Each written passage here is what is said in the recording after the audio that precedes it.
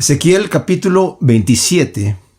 Vimos desde el capítulo 26 cómo el Señor empieza a hacer un juicio contra la ciudad de Tiro, y vimos la primera parte en el capítulo 26, cómo se cumplen las profecías que el Señor por medio de Ezequiel está dando de juicio a 7 naciones que están tomando ventaja de Israel de una u otra manera por haber sido destruida por Nabucodonosor. Y en el momento que estaba siendo destruida, esas naciones pues toman ventaja. Este capítulo 27 es como un paréntesis en lo que ya acaba de decir, cómo se destruyó la ciudad de Tiro. Aquí va a volver a hablar de la ciudad de Tiro, pero la grandeza que tenía y la opulencia que tenía antes de ser destruida, pero ya cuando estaba en la isla, se habían movido de su ciudad durante la invasión de Nabucodonosor, que estuvo 13 años rodeando la ciudad, y movieron todo hacia una isla que estaba a 1 kilómetro de distancia,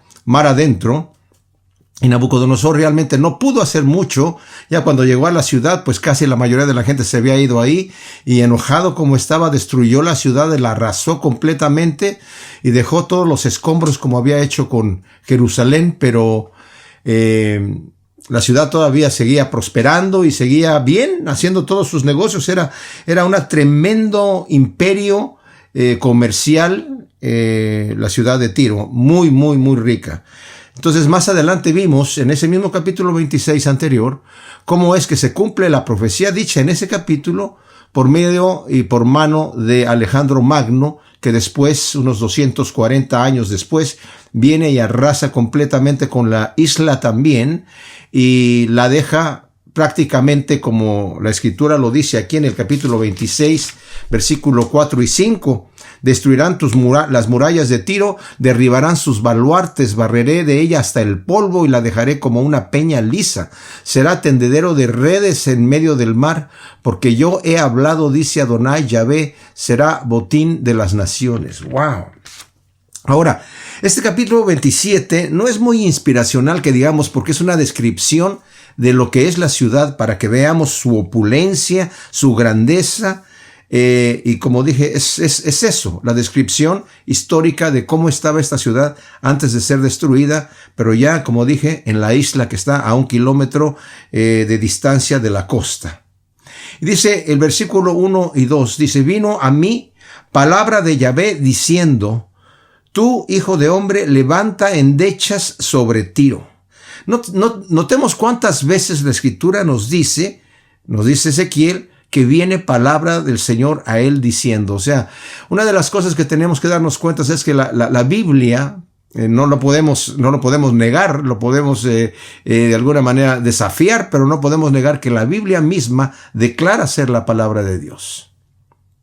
Vamos a ir a ese punto al final de nuestro estudio y vamos a tocarlo, pero declara que es la palabra de Dios. Si no estás de acuerdo que es la palabra de Dios, tienes que hacer un examen, pero un examen exhaustivo, ¿verdad? Porque la eternidad nuestra depende de si es Dios el que está escribiendo esto o no, ¿verdad? Entonces, nos dice en 2 Timoteo 3:16 que la escritura, toda la escritura es inspirada por Dios. Entonces, examina la escritura. Encuentra los errores, no solamente digas, es que está llena de errores, encuentra los errores. Es que está llena de contradicciones, encuentra las contradicciones. Yo he leído la Biblia, tal vez como cualquiera, ¿verdad? Tantas veces como cualquiera, pero no he encontrado todavía ningún error y ninguna contradicción. Y dice, hijo de hombre, levanta endechas sobre Tiro. O sea, haz un canto fúnebre por la ciudad de Tiro, porque Tiro va a morir, va a ser totalmente destruida. En el versículo 3 dice, di, oh Tiro, princesa de los puertos, mercado de muchos pueblos costeros, así dice Adonai Yahvé, Tiro, tú que te has dicho de ti misma, yo soy perfecta en hermosura. Tus predios, o sea, toda tu riqueza era en el corazón del mar. Tus armadores completaron tu belleza. Realmente era una ciudad muy, muy opulente, muy hermosa. Era un imperio que por muchísimos años estuvo comerciando y era la metrópoli del mundo, ¿verdad? Donde Había, como dije yo, muchísimos bienes. Y lo podemos saber en las siguientes descripciones que nos empieza a decir aquí. Versículo 5, por ejemplo, dice, con cipreses de Senir armaron tu maderaje. Senir es el monte Hebrón. Escogieron un cedro del Líbano y alzaron el mástil en ti.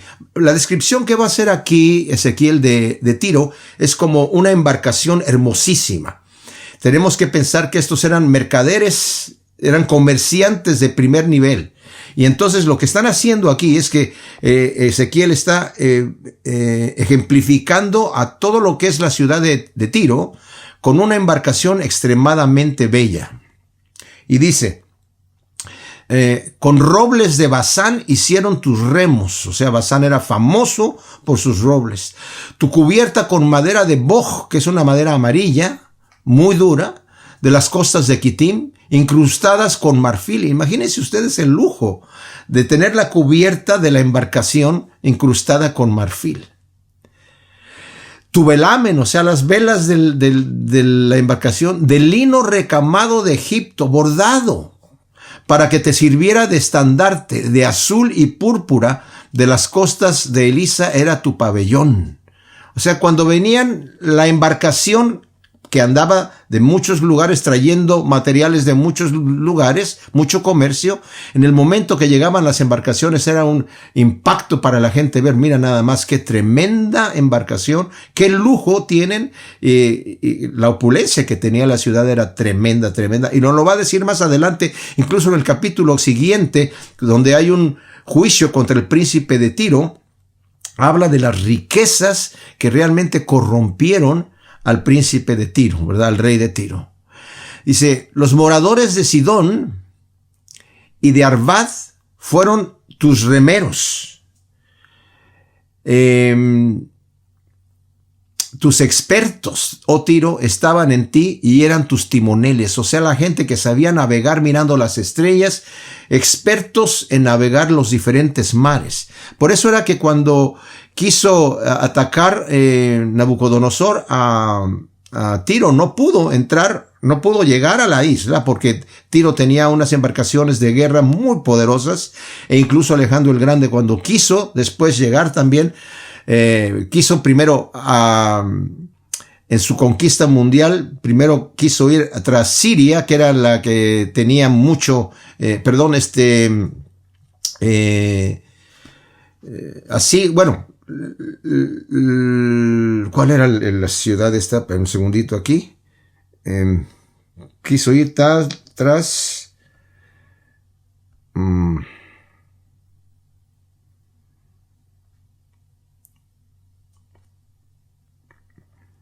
andaba en su primer conquista. Alejandro el Grande quiso conquistar Persia, era Persia que quería conquistar porque tenía unas riquezas pero tremendas, y dijo, pero si voy hacia Persia, los de Tiro van a atacar Grecia. Entonces primero quiso ir con Grecia, quiso invadirla a través de embarcaciones, no pudo hacerlo, y como no lo pudo hacer, después hizo un gran puente con todos los restos que había dejado de la ciudad allí Nabucodonosor, y en 7 meses conquistó la ciudad y la arrasó completamente. Lo vimos en el estudio anterior.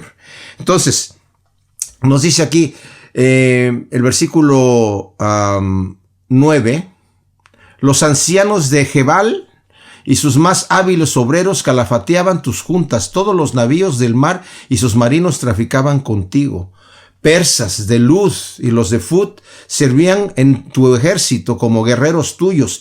Escudos y yelmos en ti se suspendían y te engalanaban con ellos. Los hombres de Arvad y de Gelec guarnecían tus muros en derredor, y los de Gamadín estaban en tus baluartes, colgaban sus escudos alrededor de tus muros, perfeccionando tu hermosura. Tenía tanto dinero, Tiro, que tenían, contrataban guerreros que eran los que estaban allí colgando sus escudos, mercenarios, como también los tenía Egipto, ¿verdad? No, los egipcios no luchaban, ellos tenían su ejército de mercenarios que ellos contrataban, pues también Tiro, y tenía un ejército poderosísimo Tiro. Sobre todo, como dije, en el mar nadie podía con ellos. Por eso fue que Alejandro el Grande tuvo que hacer ese puente y llegar por tierra con sus máquinas de guerra, tal como está profetizado exactamente en el capítulo anterior. Y termina y continúa la descripción, nos dice en el versículo 12, por la opulencia de todas tus riquezas traficaba Tarsis, España, ¿verdad? Contigo traficaba en tus mercados plata, hierro, estaño y plomo. Javán, Tubal y Mesec, que es el sur de Rusia, contigo en esclavos, era muy común traficar con esclavos, y objetos de bronce traficaban en tus mercados. Los de la casa de Togarmá, que es Armenia, cambiaban tus mercaderías por caballos de Tiro, de silla y mulos. Los hijos de Dedán, este no es el Dedán de Arabia, es uno que está más al norte, traficaban contigo y muchas islas se hallaban bajo la dependencia de tu comercio y te traían como tributo colmillos de marfil y maderas de ébano. Nos empezamos a hacer una idea de la opulencia y la cantidad de tráfico comercial que había en esta ciudad de Tiro. Por la abundancia de tus productos, Edom venía a tus mercados y traficaba contigo con perlas y con púrpura. O sea, intercambiaban productos con vestidos bordados y linos finos y con corales y rubíes. También Judá, de la tierra de Israel, los mismos judíos, traficaban contigo dándote por tus mercaderías del trigo de Minit y de Paná, que era famoso ese trigo de Israel, y la miel y el aceite y la resina. A causa de tus muchos productos, Damasco traficaba contigo por la opulencia de toda tu riqueza. Negociaba con el vino de Elbón, que este vino era de el norte de Beirut y era famoso en aquel entonces por su vino, Beirut. Dedán, dice el versículo 20, comerciaba contigo en paños preciosos por las carrozas. También el versículo 19 que me lo brinqué, dice, Dan y el errante Javán venían a tus ferias para traficar en tu mercado con hierro labrado, mirra destilada y caña aromática. Aún Arabia, todos los príncipes de Cedar se hallaban bajo la dependencia de tu comercio, traficando en corderos, carneros y machos cabríos. Los mercaderes de Sabá y de Rama, estamos hablando ya del África, traficaban contigo, venían a tus mercados con el más apreciado bálsamo y toda clase de piedras preciosas y oro daban por tus mercaderías. Arán, Cane, Edén y los mercaderes de Sabá y de Asiria y de Quilmad contrataban contigo, traficaban contigo en tejidos finos, en mantos de azul y bordados, en cajas de ropas,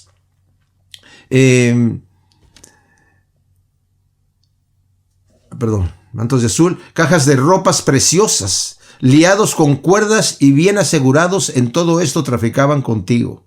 Las naves de Tarsis, nuevamente en España, eran en tu mercado como largas caravanas. Así extremaste tus riquezas y opulencia en medio de los mares. Ahora, el juicio que viene aquí, mis amados, a Tiro, lo había dicho anteriormente en el capítulo 26, en donde nos dice en el primer versículo, en el año 11, en el día 1 del mes, estamos hablando del año cuando cayó Jerusalén por mano de Nabucodonosor, que fue arrasada. Aconteció que vino mi palabra de Yahvé diciendo, hijo de hombre, por cuanto Tiro ha dicho de Jerusalén, bravo, rota está la puerta de los pueblos, ha caído en mi poder, en ella me voy a hacer rica. O sea, ahora voy a enriquecerme más, porque Israel, no tanto que fuera enemiga de Tiro, pero era competencia económica. Israel también tenía muy gran negocio y a veces pasaba su mercadería, entraba por Jerusalén y ahí las embarcaban por medio de Jope. Algunas de las mercaderías que iba a ir hacia Tiro cobraban muchísimos impuestos. Entonces, en el momento que fue destruida, se gozaron los de Tiro y el Señor dijo, por cuanto ustedes dijeron, qué bueno, ahora yo voy a juzgarte a ti. Mis amados, el Señor está en contra de todos aquellos que están en contra de su pueblo. Así que tenemos que tener cuidado. El Señor le dijo a Abraham, bendeciré a los que te bendigan y maldeciré a los que te maldigan. Y eso todavía se aplica hasta el día de hoy, ¿verdad? Entonces dice el versículo 26, aquí es en donde viene el juicio. Tus remeros te conducían entre las vastas aguas, hasta que en medio de los mares te desmanteló el solano con tus riquezas, bienes y mercaderías, con tus remeros, timoneles y calafates, con todos los mercados de tu tráfico y todos los hombres de guerra y toda aquella gente en medio de ti. Cayó en medio de los mares en el día de tu destrucción. Al grito estrepitoso de tus marineros, las costas temblaron, y todos los que empuñaban el remo y los marineros y los timoneles del mar, todos saltaron de sus naves para quedarse en tierra. Se escucharán sus voces llorando amargamente por ti. Polvo se echarán en sus cabezas y se revolcarán en ceniza.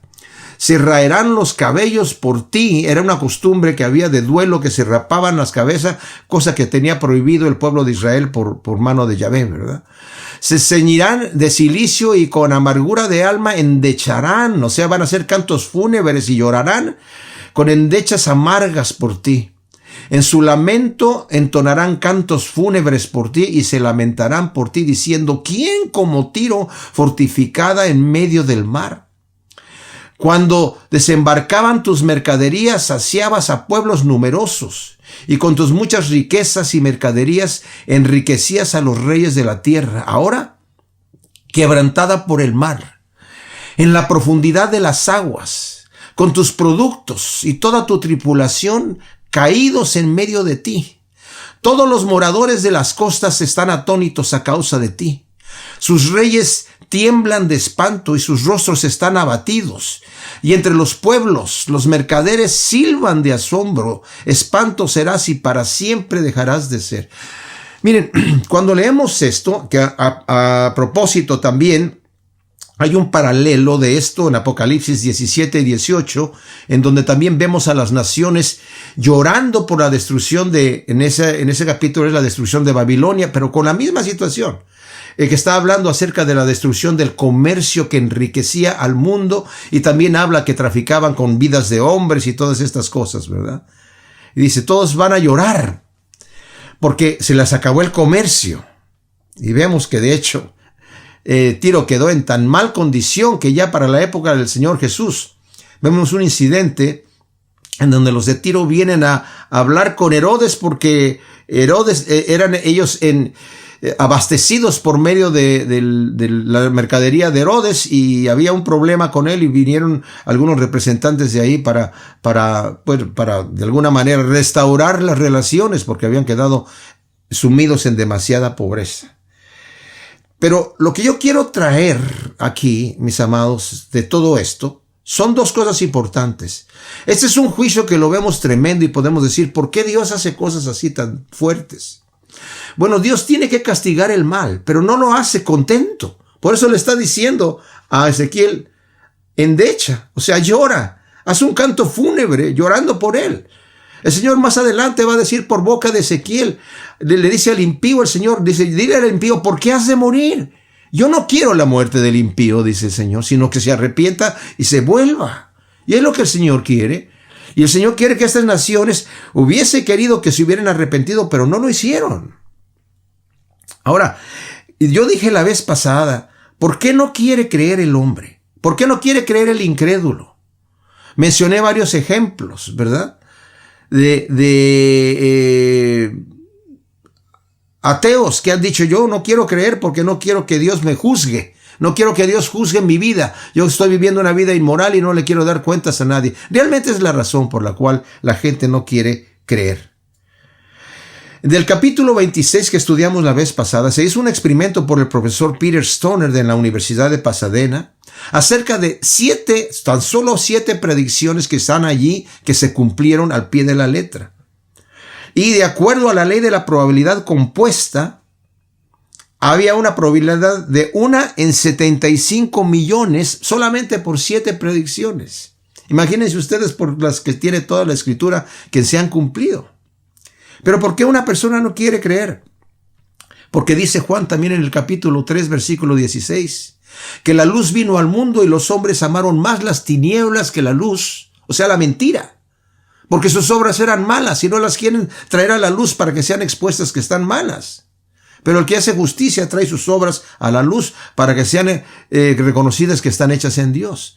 Ahora, el que se arrepiente, si tu amigo Dios te está hablando hoy en día, si tú sientes que el Señor te está hablando, tú traes tus obras delante del Señor, se van a ver como porquería. Pero Él te las quiere perdonar. Dice, entremos a cuenta, si tus pecados fueren rojos como el carmesí, yo los haré blancos como la lana. El Señor quiere perdonarte y qué bueno que Dios te quiere perdonar. Que Dios tiene buenos planes para nosotros. Dice en Jeremías, yo sé los planes que tengo para ustedes, son planes de bien y no de mal, para darles el fin que ustedes quieren. Pero nosotros no sabemos cómo obtenerlo. El Señor nos quiere hacer un bien. Nos dice Isaías, y esto lo dije la vez pasada, yo soy Dios desde el principio. Nadie puede librar a nadie de mi mano. Lo que yo hago, ¿quién puede impedirlo? Eso está en Isaías 43, 13. Y en Isaías 46, 9, dice, yo soy Dios y no hay otro. Nada hay semejante a mí. Yo anuncio desde un principio lo que está por venir. Lo doy a conocer por anticipado lo que aún no ha sucedido. Yo digo, mi consejo permanecerá y todo lo que quiero hacer, lo haré. Mis amados, Dios es el que nos dice cómo son las cosas. Él es el que pone las leyes. Nos guste o no nos guste, es así. Dios podría hacer lo que Él quisiera y lo puede hacer y hace lo que Él quiere. Él podría habernos creado para dañarnos, pero no lo hizo eso. Él nos creó para bendecirnos. Dice, en su presencia hay plenitud de gozo y delicias a su diestra para siempre. Yo antes pensaba que a Dios le gustaba que la gente sufriera, porque yo soy de México y en México veía a las personas golpeándose el pecho, caminando de rodillas y haciendo penitencias supuestamente para agradar a Dios. Dije, pues será que a Dios le gusta que suframos. Los conventos ahí, las caras largas y todo eso. Y pues no. Pero cuando leí en la Escritura, si tu hijo te pide un pan, ¿tú le darías una piedra? O si te pide un pez, ¿tú le darías una serpiente?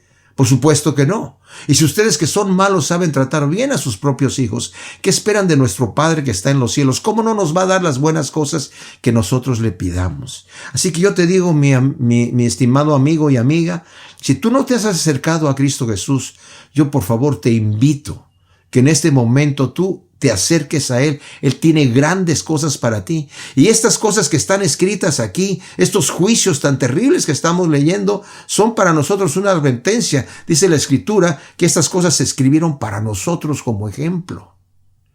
Pero si no nos acercamos a Dios, vamos a perder la bendición. Y va a ser muy tarde cuando estemos ya delante de su presencia. Dice la Escritura que toda rodilla se va a doblar en su presencia. Pero si tú doblas tu rodilla de este lado de la eternidad, va a ser para perdón, para gozo y para promesas de vida eterna con el Señor. Pero si lo tienes que hacer hasta después, va a ser en arrepentimiento, en lloro, en crujir de dientes, para vivir una condenación eterna que no quieres. Así que si quieres recibir a Cristo como tu Salvador, yo te voy a guiar en una oración. Y puedes decir conmigo, Padre Celestial, te doy gracias por haber enviado a tu Hijo Jesús a morir por mí. Cristo Jesús, yo soy un gran pecador, una gran pecadora, y necesito un Salvador, Señor. Te recibo como mi Señor y mi Salvador. Borra mis pecados, Señor. Escribe mi nombre en tu libro. Señor, lléname con tu Espíritu Santo y guíame en todos tus caminos. Te lo pido en el nombre de Cristo Jesús. Amén. Dios les bendiga.